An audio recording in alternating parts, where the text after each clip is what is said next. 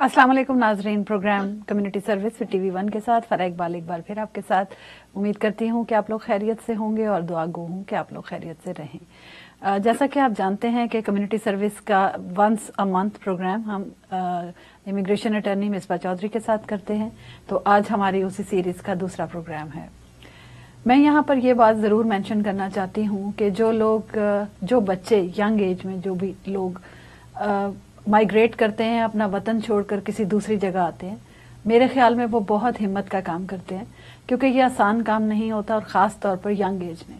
बल्कि जो लोग बड़े काफ़ी एज के बाद होने के बाद माइग्रेट करते हैं या हिजरत करते हैं, उनके लिए भी कुछ इतना आसान नहीं होता कि वो किसी गैर मुल्क में जाकर रहें और वहाँ जाकर अपनी जगह बनाएं। तो ख़ास तौर पर बच्चों के लिए या यंग एज में तो ये और भी डिफ़िकल्ट होता है, क्योंकि होम सिकनेस भी होती है और बहुत सारे दूसरे मसाइल का भी उनको सामना करना पड़ता है। तो पहले तो मैं इस बात की उनको अप्रिशिएट करती हूँ, इस बात के ऊपर कि वो ये काम करते हैं।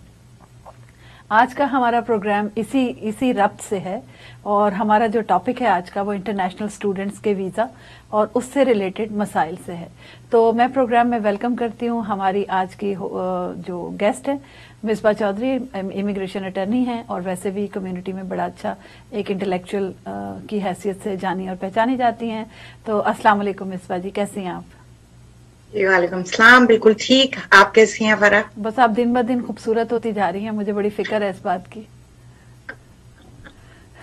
बस आपकी दुआ है, चले, और लोगों की मोहब्बत है या हुस्न और मैं समझती हूँ पॉजिटिव थिंकिंग है जो इंसान को खूबसूरत बनाती है। हाँ, ये बात बिल्कुल ठीक है। ये सोल की रोशनी होती है जो हमेशा दूसरों को और खूबसूरत नजर आने लगती है। तो दैट्स सो ट्रू। और आज का टॉपिक हमने बड़ा अच्छा एक चूज किया है कि जो इंटरनेशनल स्टूडेंट्स आते हैं वो बड़ी यंग एज में आते हैं, और हमने तो देखा है यहाँ पे पाकिस्तान एसोसिएशन के बच्चे काफ़ी मिलते रहते हैं यूनिवर्सिटीज़ में, कॉलेजेस में। तो मैं पर्सनली ये समझती हूँ कि ये बड़ा मुश्किल काम है, ये आसान काम नहीं है पेरेंट्स के लिए भी कि वो अपने बच्चों को इतनी यंग एज में भेजते हैं, और बच्चों के लिए स्पेशली बहुत मुश्किल काम है। तो मेरा आपसे इससे पहले कि हम बाकायदा अपने टॉपिक की तरफ जाएं, एक लीगल उसमें बात करें, मैं ये पूछती हूँ आपसे कि क्या आप अगर उनकी जगह होती तो अपने बच्चों को या बच्चे को आप भेज देती इस तरह? देखिए, अगर मेरा पॉइंट ऑफ व्यू आप देखती हैं ना फरा, तो मैं बिल्कुल ना भेजती, है ना। अपने बच्चे को अपने से दूर करना आसान नहीं है, मुश्किल काम है। ये बिल्कुल इस तरह होता है कि आप बच्चे को ओपन वर्ल्ड में फेंक रहे हैं, और वो बच्चा उसमें होके खाता है और उभरता है, डूबता है, निकलता है। वो उसके लिए एक लर्निंग प्रोसेस होता है। लेकिन मैं समझती हूँ कि माँ बाप के लिए और दूसरे फैमिली मेंबर्स के लिए, ग्रैंड पेरेंट्स के लिए बहुत टफ होता है अपने से दूर कर देना बच्चे को। और बिल्कुल इसी तरह उस बच्चे के लिए अपने हाउस होल्ड एक बिल्कुल सिक्योर एनवायरनमेंट में से निकल आना और फिर खुद स्ट्रगल करना। पहले उसको इतने लोग हैं जो उसकी टेक केयर करने वाले हैं, लेकिन वो एक नई दुनिया में आ जाता है, बिल्कुल अलग दुनिया में, जहां उसको खुद सरवाइव करना है।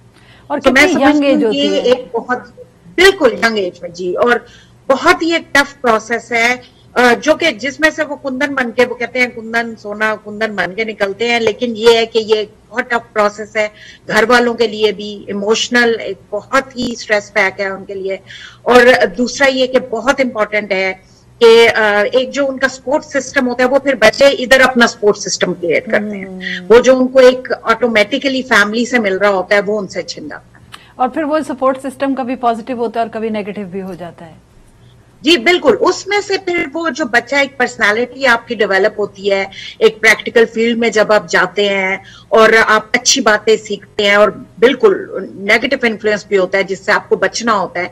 फिर उसमें आपकी घर की तरबियत, जो आपके बचपन की तरबियत है, वो काम आती है इंसान के। बहुत अच्छी आपने बात की, हम इस पर बात करते रहेंगे इसी दौरान, इस गुफ्तगू के दौरान। तो आज का क्योंकि हमारा टॉपिक ही यही है, तो सबसे पहले आप मुझे बताइए, ये एक एब्रीवेशन थी OPT, व्हाट इज दिस? जी, ये इसी रिलेटेड है। हाँ जी, OPT इज ऑप्टिमल प्रैक्टिस, आप उसको कह सकते हैं, ट्रेनिंग प्रोग्राम है। अच्छा। और OPT में होता ये है कि जब जो स्टूडेंट्स इंटरनेशनल वीजाज पे इधर आते हैं, जिनको हम उर्फे आम में F1 पे, M वीजाज पे, इंटरनेशनल स्टूडेंट्स जो होते हैं पूरी दुनिया से आते हैं, और यूएस के जो एजुकेशनल प्रोग्राम्स हैं उनमें पार्टिसिपेट करते हैं और डिग्रीज लेते हैं वंस दे ग्रेजुएट। और जब उनको वो डिग्री मिल जाती है उसकी कंप्लीशन पे उनको जो इमिग्रेशन डिपार्टमेंट आप कह लें, DHS कह लें, या जो अमेरिकन सिस्टम ऑफ एजुकेशन है वो उनको अलाउ करता है तो वो 1 साल के लिए प्रैक्टिकल ट्रेनिंग में इन्वॉल्व हों और अपने लिए जो उनसे जॉब अपॉर्चुनिटी तलाश करें, अपने लिए एक रेज्यूमे अपना बिल्ड करें, अपने लिए एक जॉब ढूंढें,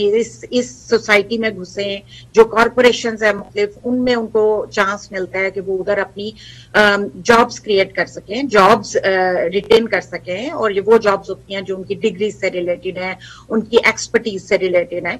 और उस दौरान ही उसका फायदा ये होता है कि जब वो इन कॉरपोरेशंस में, इन ऑर्गेनाइजेशंस में, इनमें जाके काम करते हैं और अपना रेज्यूमे बिल्ड करते हैं,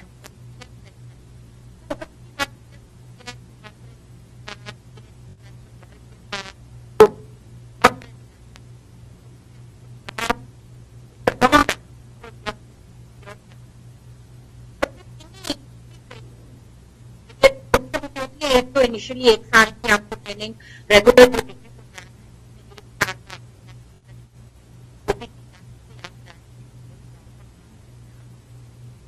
या फिर अगर उन्होंने एजुकेशन उनका है और स्टेप से रिलेटेड डिग्री उनको किया तो उनको एक्स्ट्रा 24 मंथ्स यानी कि 2 साल का और पीरियड उनको मिलता है कि वो अप्लाई कर सकते हैं। तो OPT एक्सटेंड कर जाती है एक किस्म की उनके लिए 3 साल के अरसे के लिए। अच्छा। और फिर जो ये एक लॉन्ग टाइम पीरियड उनको मौका मिलता है कि वो फील्ड में जाते हैं और अपने लिए जॉब्स हासिल करते हैं और फिर कॉर्पोरेट अमेरिका का हिस्सा बनते हैं। दूसरा एक बहुत बड़ा फायदा है, देखिए आप जब student as a student US में आते हैं, पूरी दुनिया से आए हैं, इंटरनेशनल स्टूडेंट्स हैं, आप F1 स्टेटस पे हैं, आप M स्टेटस पे हैं, आप अपना एक student status as an international student अपना मेंटेन रखते हैं। जब आपका कोर्स ऑफ स्टडी कंप्लीट हो जाता है उसके बाद आपने OPT भी कर लिया, या चले आप OPT के प्रोसेस में से गुजर रहे हैं और जो से आपको अब आगे फिक्र लगती है कि अच्छा मैंने तो अपनी डिग्री कंप्लीशन कर ली है, अब now what I am going to do, मैं क्या करूं, या मैं जॉब मुझे मिल जाती है तो मेरे पास क्या स्टेटस है कि मुझे, जाहिर है देखिए इधर रहने के लिए या किसी भी मुल्क में आप रहते हैं जो आपकी पैदाइश की जगह नहीं है, जो बाय बर्थ आप उधर के नहीं है, तो आपको उधर अपना इमिग्रेशन स्टेटस मेंटेन रखना होता है। अब आप ये कहते हैं कि जी अच्छा F1 तो मैंने कंप्लीट अपना स्टेटस, अपनी डिग्री कंप्लीट कर ली उस स्टेटस में, M स्टेटस में, F1 में, तो अब मैं क्या करूं, अब मुझे आगे जाना है, OPT मेरी कंप्लीशन हो रही है। इस सूरत में जो सेकंड ऑप्शन उनके पास आती है, there can be many kind of visas, लेकिन बहुत ही कॉमन वीजा जो ऑप्शन है वो है H1B। वो ये होता है कि इनको ऑर्गेनाइजेशंस, इनकी कंपनी, इनसे रिलेटेड कंपनीज, इनकी फील्ड से, एजुकेशन से, एक्सपीरियंस से, उससे रिलेटेड कंपनीज इनको जॉब अपॉर्चुनिटीज प्रोवाइड करती हैं, इनको स्पॉन्सर करती हैं। H1B non immigrant worker visa है उसके लिए, जो कि मार्च में हर साल कोटा खुलता है, 85,000 सीट्स आर अवेलेबल, और जो उनसे उसके लिए 2-3 लाख एवरेज में पोजीशंस के लिए लोग अप्लाई करते हैं। और फिर जो कोटा सिस्टम या रजिस्ट्रेशन सिस्टम अब जो हो रहा है पिछले 2 साल से, उसके अंदर उनकी सिलेक्शन होती है और वो H1B में जाते हैं और अक्टूबर 1 पे अपनी जॉब स्टार्ट करते हैं। 3 साल के टाइम पीरियड का होता है और फिर 3 साल की एक्सटेंशन है उनको मिलती है। अगर उस दौरान उनको स्पॉन्सरशिप मिल जाती है एम्प्लॉयमेंट बेस्ड, यानी कि कोई भी कॉर्पोरेशन या उनके अपने एम्प्लॉयर्स उनके लिए employment based green card process start करते हैं, तो that gives them extension also on their H1B status जब तक उनका ग्रीन कार्ड नहीं होता। ठीक है, अब ये बताइए कि ये जो इनको ये OPT वीजा मिलता है या जो भी ये एक ट्रेनिंग प्रोसेस है, क्या ये जहां बैठे होते हैं वहीं से इनको मिल जाता है या इसके लिए पहले उनका एडमिशन होना जरूरी होता है? देखिए, जब OPT के लिए आप तब अप्लाई करते हैं जब आप ऑलरेडी F1 पे होते हैं। अच्छा, ठीक, आप F1 पे होते हैं, आपने आप किसी भी मुल्क में बैठे हैं, से आप यूरोप के किसी मुल्क में बैठे हुए हैं, आप पाकिस्तान में हैं, इंडिया में हैं, आप बांग्लादेश में, नेपाल में हैं, आप अफ्रीकन किसी कंट्री में बैठे हुए हैं और आप कहते हैं कि अच्छा ठीक है जी, मैं इंटरेस्टेड हूं एक अमेरिकन यूनिवर्सिटी के प्रोग्राम में जिसमें मैं जाना चाहता हूं और मैं उस डिग्री प्रोग्राम में एडमिशन लेना चाहता हूं। अब आप एडमिशन लेते हैं, आपका सोर्स होता है, आप यूनिवर्सिटी को कांटेक्ट करते हैं या यहाँ वेरियस ऑर्गेनाइजेशंस होती हैं या कंसल्टिंग कंपनीज होती हैं जो आपको हेल्प करती हैं, जो आपको बताती हैं कि किस तरह आप एडमिशंस ले सकते हैं इन जगहों पे। आप उन प्रोग्राम्स में, उन स्टडी प्रोग्राम्स में पहले एडमिशन लेते हैं। जब आपका एडमिशन होता है, रजिस्ट्रेशन होती है, आपका F1 वीजा इशू होता है, आप यूएस में एंटर होते हैं, आप इधर पढ़ते हैं, या ये एक सिचुएशन है, आप इधर पढ़ते हैं, अपना कोर्स कंप्लीशन करते हैं और उस पे आपका ओपीटी स्टार्ट होता है, जो 1 ईयर का टाइम पीरियड का ओपीटी होता है। अब दूसरी सिचुएशन ये होती है कि आप यूएस में मौजूद हैं, आप किसी भी और स्टेटस में यूएस में आए हैं, विजिट करने आए, इधर आके आप, और होता अक्सर देखें ये है, लोग इधर आते हैं, आके इधर की दुनिया उनको मेस्मराइज कर देती है, इधर का एजुकेशन सिस्टम, इधर की यूनिवर्सिटीज, इधर के कॉलेजेस। जब वो उनका दिल करता है कि अच्छा जी अगर फर्दर स्टडीज करनी है, हमने अपना फ्यूचर बनाना है, तो हम इन यूनिवर्सिटीज में एडमिशन लेते हैं। तो वो क्या करते हैं कि वो इन यूनिवर्सिटीज में एडमिशन लेते हैं इधर, और अपॉन देयर एडमिशन वो अपने F1 या M वीजा के लिए अप्लाई करते हैं, इधर ही चेंज ऑफ स्टेटस के लिए, और दूसरे स्टेटस से जो भी विजिटर या किसी और स्टेटस में वो चेंज कर जाते हैं उसको as a student which is F1 और M और इंटरनेशनल स्टूडेंट है। So that is the way to maintain their status. यहाँ ये सवाल बड़ा इंपॉर्टेंट है जो मुझे समझ आई है, I am just a layman, कि इसका मतलब है कि अगर वो विजिट वीजा पर भी आए हैं और वो किसी एडमिशन ले लेते हैं यूनिवर्सिटी में, तो उसके बाद भी उनका स्टेटस चेंज हो सकता है? जी बिल्कुल। अगर वो विजिट वीजा पे यूएस में एंटर हुए हैं और वो कहते हैं अच्छा ठीक है, हमने इसे हम यूनिवर्सिटी ऑफ ह्यूस्टन गए और हमने यूनिवर्सिटी देखी, हमने उनका एक प्रोग्राम था जो हमें बहुत पसंद आया, बिल्कुल, और उन्होंने कहा कि हमें बहुत पसंद आया, हम जाके पता किया, हमारी एडमिशन हमारी प्रीवियस क्वालिफिकेशन के मुताबिक हमारा एडमिशन हो सकता है इस प्रोग्राम में। They get their admission done and then in the meanwhile जिस वक्त उनको I-20 इशू होता है, उनका एडमिशन हो जाता है एज द इंटरनेशनल स्टूडेंट, वो फिर अप्लाई करते हैं अपने इमिग्रेशन स्टेटस के लिए, उसको हम कहते हैं change of status. That status is from the visitor to the student. तो क्या ये आसानी से हो जाता है या ये काफी मुश्किल होती है इसमें? अगर उनका एडमिशन हो भी जाए तो क्या स्टेटस चेंज हो जाता है आसानी से? देखिए, there are several steps involve in that. अब अगर आप कहेंगे कि लीगल प्रोसेस आसान है, आसान नहीं है, क्योंकि आप फर्दर सेवरल प्रोसेसेस को आप कंबाइन कर रहे हैं और उनको सही तरीके से करना अगर आप करेंगे तो आपको सही रिजल्ट मिलेगा। यहाँ पर फिर आ जाता है इमिग्रेशन अटर्नी, यहाँ उसका बिल्कुल यहाँ पे रोल आता है। जी बिल्कुल, यहाँ पे इमिग्रेशन अटर्नी आपका ब्रिज है between you and the department of homeland security, between you and the immigration department. कैसे प्रेजेंट कर रहा है आपके केस को, किस तरीके से उसको लेके चल रहा है, तो आपकी प्ली क्या है उसके लिए? जी, आपकी प्ली क्या होती है वो बताता है उसको इमिग्रेशन वालों को कि जी क्या प्ली है इनकी? जी बिल्कुल बिल्कुल, देखें, हाँ जी बिल्कुल, आपके रोल को आगे लेके चलना एक इमिग्रेशन अटर्नी का काम है, और वो बताना कि जी किस तरह सारे डॉक्यूमेंटेशन शुड बी कंप्लीट, आप किस तरह अपना केस प्रोसेस कर रहे हैं, किस तरह आप अपने केस को कन्वे कर रहे हैं to an immigration officer, DHS department of homeland security, या अगर आप कॉन्सुलेट के थ्रू आ रहे हैं तो DOS डिपार्टमेंट ऑफ स्टेट के सामने, ऑफिसर्स के सामने आप अपना केस किस तरह प्ली कर रहे हैं और कितना आप एक्यूरेटली अपने केस को आगे लेके जा रहे हैं कि आपके लिए सक्सेस के चांसेस ज्यादा होते हैं। अच्छा, इसमें मैंने जो सुना है और देखा भी है, पढ़ा भी है कि कुछ लोग जो हैं वो एडमिशन ले लेते हैं लेकिन उसके बाद वो पूरा नहीं करते, अपना कोर्स कंप्लीट नहीं करते और छोड़ देते हैं, तो वो क्या उनका स्टेटस चेंज हो जाता है, खत्म हो जाता है, या वो उसी स्टेटस में रहेंगे? देखिए, अगर आपसे F1 स्टेटस पे आपका स्टेटस शिफ्ट हो गया, चेंज हो गया, F1 है, M स्टूडेंट है, और आप अपना कोर्स ऑफ कंप्लीशन जो आपकी रिक्वायरमेंट है कोर्स की, से आपने 12 क्रेडिट आवर्स कंप्लीट करने हैं, आपने अच्छे ग्रेड सिक्योर करने हैं, आपने अपनी क्लास कंप्लीशन करनी है, अगर आप नहीं करेंगे that means you are not maintaining your status. So अगर आप अपने कोर्सेज कंप्लीट नहीं कर रहे हैं तो कॉलेज बाय लॉ इन्फॉर्म करता है इमिग्रेशन को कि जी they are not maintaining their status and you will fall out of status. फिर उस सूरत में देखिए, जरूरी नहीं होता कि आप कोई रीजन भी क्रिएट हो सकता है जिसकी वजह से आप अपनी स्टडीज को आगे नहीं लेके जा सक रहे, या किसी क्रेडिट या किसी एक सब्जेक्ट में आप पीछे रह जाते हैं, या कुछ हो जाता है, या कोई क्लासेस मिस हो जाती हैं और वो आपको रिपोर्ट करते हैं कि जी ये रिक्वायरमेंट्स कंप्लीट नहीं कर रहे हैं, तो उस सूरत में if you fall out of status तो रीइंस्टेटमेंट ऑफ स्टेटस के ऑप्शन ये आपको देते हैं डिपार्टमेंट ऑफ होमलैंड सिक्योरिटी। तो वो कहते हैं कि हम उसको F1 रीइंस्टेटमेंट कहते हैं कि जी आप अप्लाई करें, रिक्वायरमेंट्स कंप्लीट करें and you carry on with your F1 status and your studies. लेकिन देखिए मेरा सबसे इंपॉर्टेंट जो मेरा ख्याल में सेंटेंस मैं कोई हजारों लाखों दफा बोल चुकी हूँ वो ये है कि जब आप यूएस में है, मैं यूएस की बात करूंगी, हम यूएस में बैठे हुए हैं, हम यूएस लॉज की बात कर रहे हैं, इमिग्रेशन की। सो जब हम उसकी बात करेंगे और स्टेटस मेंटेनेंस की बात कर रहे हैं तो प्लीज मेक श्योर कि अगर आप यूएस में हैं, आप जाहिर है दुनिया के किसी खित्ते से आए हैं, किसी कोने से आए हैं और आपने इधर अपना इमिग्रेशन स्टेटस जो है वो कोई अवेल किया है, so please maintain your status. It is very important ताकि आगे आपके लिए रास्ते खुले रहें और रास्ते आसान रहें, आपके लिए मुश्किलें ना पैदा हो। इससे बुरा इंप्रेशन पड़ता है अगर आप स्टेटस मेंटेन नहीं करें, इवन आपके पास रीजन भी है अगर तो।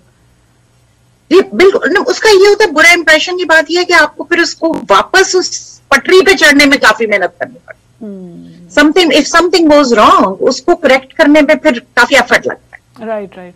अच्छा, आपने मुझे एक और चीज ये बताई थी कि H1B वीजा भी एक होता है, तो क्या F1 में और H1B इसमें क्या फर्क है?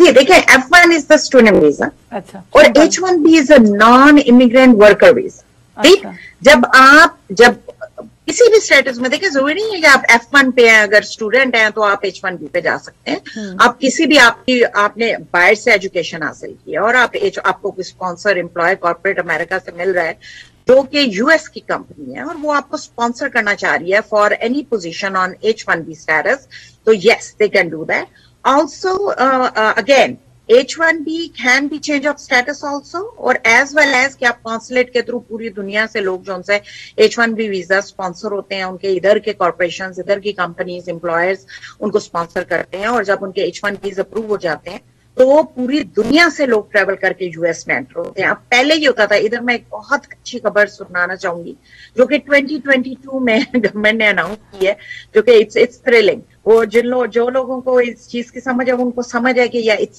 सच एन एक्साइटिंग न्यूज कि 2022 में हमारे गवर्नमेंट, यूएस गवर्नमेंट ने कहा कि जी वो लोग जो कि जिनके H1B वीजा अप्रूव हो गए हैं, यूएस में अप्रूव हुए हैं, यहाँ पिटीशन फाइल उनकी अप्रूव हो गए, उनके इंटरव्यूज कॉन्सुलेट, और वो कॉन्सुलेट के थ्रू यूएस में दूसरे मुल्कों से एंटर हो रहे हैं H1B के स्टेटस में, तो उनके इंटरव्यूज वेव कर दिया।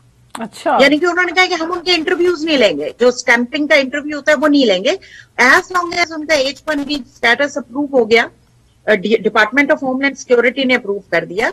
उनका जी रूल्स है वो भी उसको फॉर्मुलेट कर रहे हैं कि क्या किस तरह वो उसको प्रोसेस करेंगे।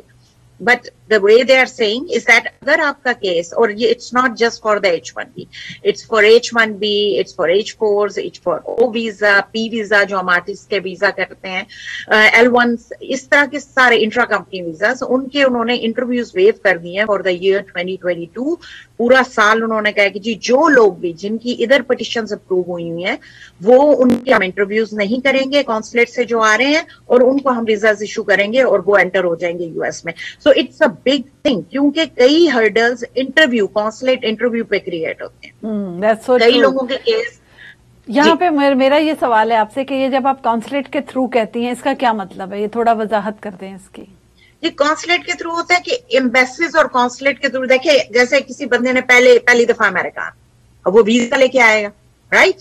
अब वीजा लेने के लिए कहाँ से उनको वीजा इशू हो रहे हैं, से वो पाकिस्तान में बैठे हुए हैं और वो कहते हैं अच्छा मेरा दिल कर रहा है मैं अमेरिका में सैर करके आऊं। ठीक है, अब जाहिर है सैर करने के लिए वो ऐसा तो नहीं आएंगे, उनको पहले अमेरिका का वीजा लगवाना पड़ेगा। अब वीजा लगवाने के लिए वो या यूएस एम्बेसी जाएंगे, अपनी एप्लीकेशन डाल लेंगे ऑनलाइन और उनसे कहेंगे जी अपने इंटरव्यू के लिए मुझे कॉल करो, मुझे वीजा इंटरव्यू चाहिए, कि मुझे कॉल करो, मैं आऊं, मैंने एप्लीकेशन डाली है, आप मुझे अलाउ करेंगे तो मुझे B1 B2 visitor visa issue हो जाएगा और मैं यूएस जा सकता। सो इट्स बिल्कुल इस तरह होता है कि कुछ मुल्कों में एम्बेसीज यूएस की ऑपरेट करती हैं और एम्बेसीज के अंडर कॉन्सुलेट्स ऑपरेट करती हैं। सो कुछ वीजाज कॉन्सुलेट्स इशू करते हैं, कुछ kind of visas embassies directly issue करती हैं, लेकिन इस प्रोसेस को हम लोग कॉन्सुलेट प्रोसेस कहते हैं। बिकॉज लोग बाहर से कॉन्सुलेट्स और एम्बेसीज के थ्रू यूएस की वीजाज अपने लगवा के मुख्तलिफ किस्म के यूएस में एंटर हो। अच्छा, इस पे हम मजीद बात करेंगे। यहाँ वक्त हुआ एक छोटी सी ब्रेक का। ब्रेक से वापस आकर इसी टॉपिक को मजीद आगे लेके चलेंगे। इसमें एक सवाल मेरा और भी है, तो नाजरीन कहीं मत जाइएगा, यहाँ से लेते हैं एक छोटी सी ब्रेक।